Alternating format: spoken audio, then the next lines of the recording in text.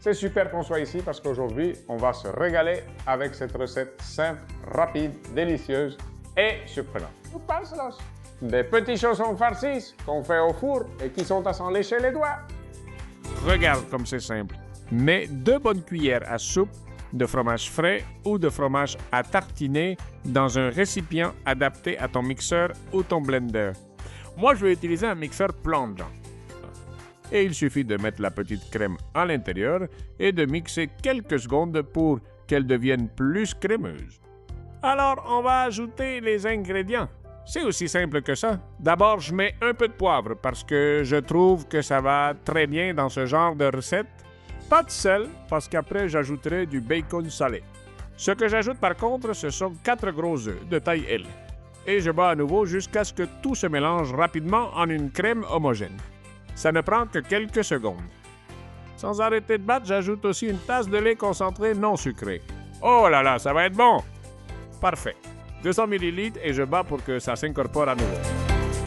Et maintenant, dans des moules ronds ou des moules angulaires, peu importe, celui que tu as, même des moules à flanc, nous allons placer des disques de pâte à chaussons et comme tu vois, je laisse le papier fourni avec. Concrètement, ce paquet que j'ai acheté en contient 12, donc je vais faire 12 petits chaussons. Allez, une dans chaque alvéole. Je mets au fond un peu de fromage, dans mon cas de la mozzarella râpée, que je trouve parfaite pour ça. Par-dessus, un peu de bacon coupé en lanières. Ah, qu'est-ce que c'est bon! Tu peux utiliser du bacon classique, fumé, celui que tu préfères.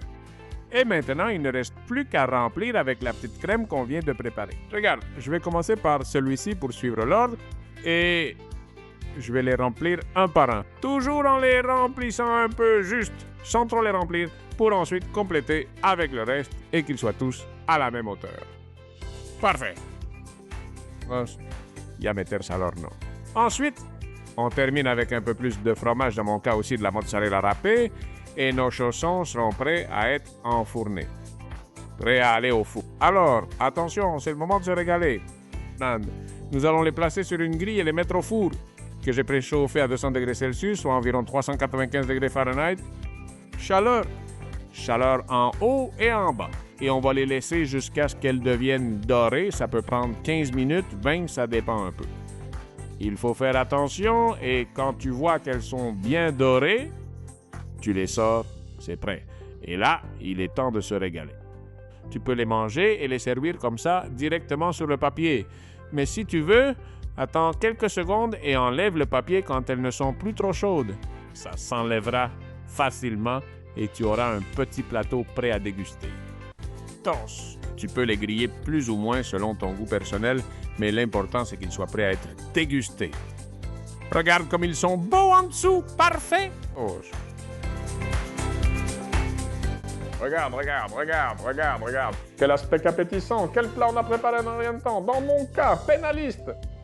Savoureux, délicieux, beau, surprenant, avec le croustillant du chausson et la farce bien juteuse. Que des avantages. Abonne-toi. Mais je ne pars pas sans te rappeler autre chose.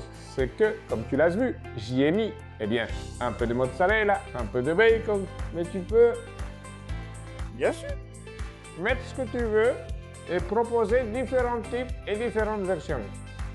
Par exemple, moi à l'époque, j'en ai fait des merveilleuses avec du fromage de chèvre. Alors j'espère que tu as déjà des idées et que tu me diras dans les commentaires quelle idée folle tu vas essayer, toi. Et en plus, dis-moi d'où tu regardes la vidéo, comme ça, on fait le tour du monde autour de bonnes choses.